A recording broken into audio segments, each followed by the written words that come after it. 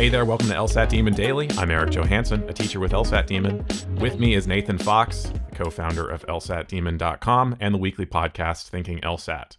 Today, an email from Riley. Riley says, "Hello, demons. After receiving a 166 on a timed diagnostic test in January, I have scored a 166 and a 167 on two other timed PTs since then. While I'm glad I know my current range," no, you don't, "I can't help but feel discouraged from the lack of growth after over a month of intense studying around 2 to 3 hours a day." Erik, I do not believe that Riley actually knows her range. Yes, and I also don't believe that there has been a lack of growth. Right. Because she's necessarily taking a small sample and drawing big inferences from it. It's very possible, Riley, that, for example, and this is kind of an extreme example, but let's say that your true ability, everybody has a range, right? Everybody has a bell curve of possible outcomes. It's totally possible, Riley, that when you took your first test, your true ability was like 162 plus or minus 5. And on your first test, you might have got a little bit lucky when you got your 166. Then when you took your second test, your true ability might have been exactly 166 plus or minus 4, and you got a 166. So you've improved your true ability, and you've got another data point solidly within your range. On your third attempt, your true ability could easily have been 169, 170, plus or minus 5, but one data point within that range turns out to be a 167. So with 3 data points, I just can't, I wouldn't be able to attribute a trend. Now, if I was able to attribute a trend, that trend would be upward because it was 166, 166, 167, which is actual progress. But even that, I can't really claim because I just don't have enough data to make that assertion. So, Riley, if it feels like you're understanding more of the test, then trust me, you are. But you're always going to have variance until you get to the very top of the 170s. That's the only time where you're ever going to get consistent. And I know Riley's like, but my scores are consistent. Yeah, I know, but that can easily just be random luck. Luck can easily look like consistency. I mean, you could flip a coin and it could be like heads, tails, heads, tails, heads, tails. It's actually a pretty common outcome. Yep. It's the center of the curve to do something like that, right? But that doesn't mean that the coin is consistent. That just means that you lucked out during that very small trial. Yeah. So I just don't know that we can take anything away from Riley here other than, hey, those are great scores. You're understanding most of what you're doing. And if you've been studying hard, Riley says 2 to 3 hours a day for a month, great. I think you have made forward progress. But yes, the individual data points within that range are not going to always show that progress. All right. Here's my question. I have a goal of 175 plus. Do As you you think... should. Sure. Yeah. Especially if 166 was like a cold diagnostic, then yeah, you definitely need to end up in the high 170s. Yes. I have a goal of 175 plus. Do you think it would be smart to stop the timed practice tests? No. And take untimed practice tests until I can reach this score consistently? What? Why would you ever do that? You're already scoring so high. You should be doing a mix of untimed drilling and timed sections / timed tests. Whoever would have told you to stop timing? What? No, you're at the level where you can justify taking a test a week. Just make sure that you're reviewing your mistakes. Yeah, I'm not sure that Riley is an LSAT Demon student. It's possible, and I know that we have listeners who aren't, so it could be useful to just recap what the LSAT Demon, what we mean when we say drilling. We're talking about the LSAT Demon's drilling feature, which is one question at a time, given to you untimed at around your skill level. So you're not working through a question set that gets progressively harder like you would with a timed section. It's, hey, if you're on average at a level 3, it's going to give you mostly level 3s with some a little easier, some a little harder. Right. And that's a really efficient way of operating at just the right challenge level for you. But then you should also do timed sections at least, because you need to learn to ignore the clock.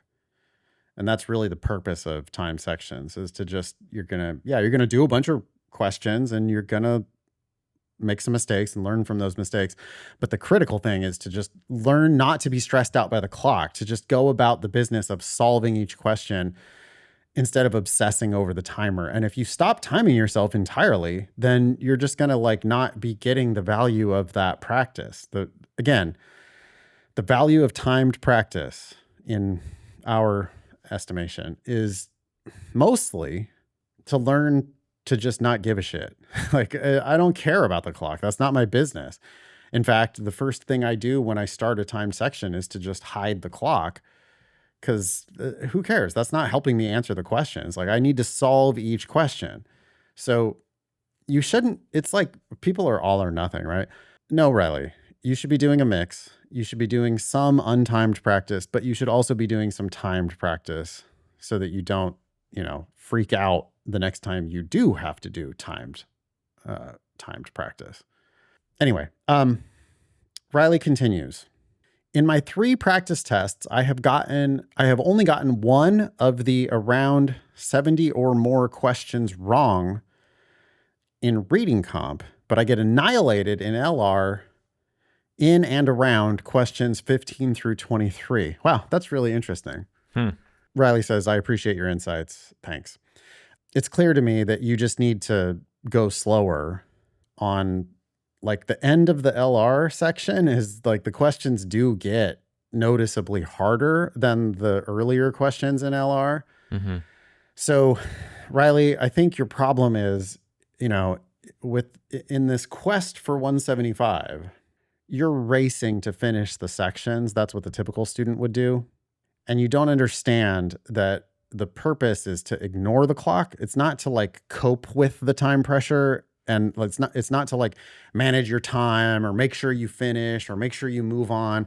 I mean, the reason why you're missing so many questions in 15 through 23 is that you're rushing so that you can get to 24 and 25. And the solution to this, I mean, like it's far easier, Riley, to get off of your 166 or 167. It's going to be far easier for you to just continue to ace reading comprehension, which you're already doing. And then on LR, just get the first 20 in a row right. I guarantee, Riley, if you get 1 through 20 right on your LR, you can randomly guess on 21 through 25. And with your perfect RC, you're already going to be in the 170s. I had a student in class last night ask a similar question. Okay. I'm really, really good at RC, but I'm noticeably worse at logical reasoning.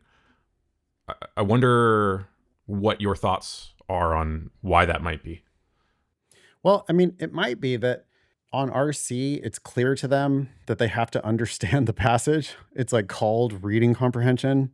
So they understand, you don't like score high on reading comp without understanding the passages. So, and that's obvious. So maybe they understand that on reading comp, I have to understand the passage. And if I understand the passage, then the questions are going to be pretty manageable.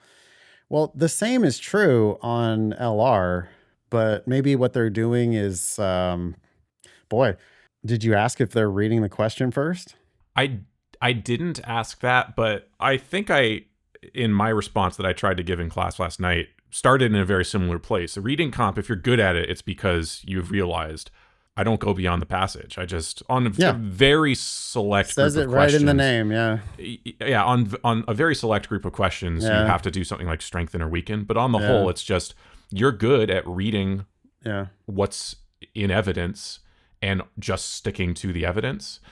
And that is part of logical reasoning, but also a big part of logical reasoning is being smarter than the argument and thinking critically about what you have read and not just taking what is said at face value, but asking questions about it. And then also the whole subtype of open questions where it's not just what did this passage say, but can you vouch for the fact that this answer choice acts upon the passage? And that is different from what you get most of the time in RC. So there is a different operation that's performed in LR. So maybe there's something that there. I would say just my instinct, if you're worse at LR, would be to say you need to be more of an asshole to the text as you read it. You need to be more skeptical. Right, because on LR, unlike RC, on RC, they're really just only asking you, 26 out of 27 questions are, what did it say in the passage? So outside information, nope.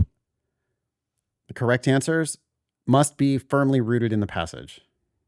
Every once in a while, they ask you to strengthen or weaken an argument, in which case now it's open. And it's like, well, if this is true, it helps or hurts some argument that was made.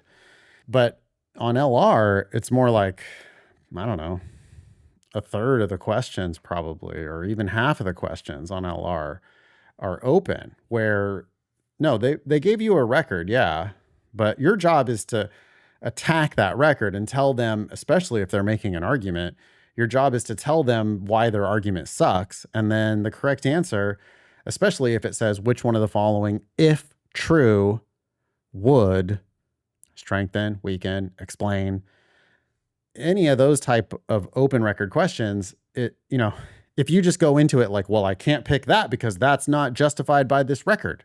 Yeah, but that's not the questions. So they said, if this is true, will it strengthen? Will it weaken? Will it explain? And so maybe that's what's happening when people are really good at RC, but not good at LR. Maybe. I also think that there's probably more difficult language in logical reasoning. Even though it's not reading comprehension, I tend to think that, especially in some of the answer choices, in logical reasoning, you can get some really weird language to have to parse. I guess I haven't thought about that. Reading comp has plenty of unfamiliar vocabulary. Yeah. It's just that the thing is, in reading comp passages, they also give you the definition of the unfamiliar term. Yeah. I'm talking less about, some vocabulary, but also just sentence construction and double negatives and all that I get that. Stuff. I get that. Yeah, maybe.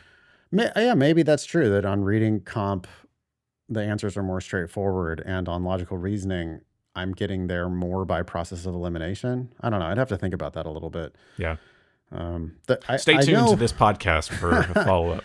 I know for sure that there's one correct answer to every question, though, and there's 4 wrong answers to every question. So you got 2 ways of getting there. You can either predict the answer / positively identify the correct answer, or you can just refuse to pick any of the wrong answers. If you can conclusively eliminate 4 answers, then you've only got 1 answer left that you can even possibly pick.